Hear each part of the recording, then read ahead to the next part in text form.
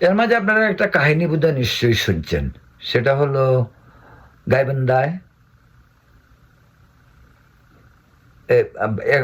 একটি কুকুর প্রায় 8টি বাচ্চা প্রসব করেছে এবং এই বাচ্চাগুলিকে একজন সরকারি কর্মকর্তার স্ত্রী পানিতে ফেলে মেরে ফেলেছে। তো এই হলো আমাদের মানসিকতা। 8টি কুকুরের বাচ্চাকে বস্তায় ভরে পুকুরে ফেলে দেওয়া হয়।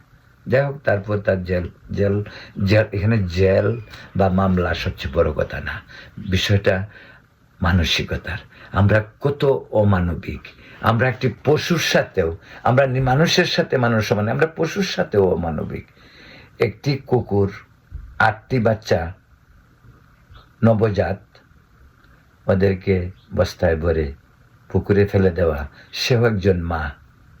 কিভাবে সম্ভব হয়েছে? তা আমাদেরকে, আমরা নিজেরা কি বিশ্বাস করতে পারি?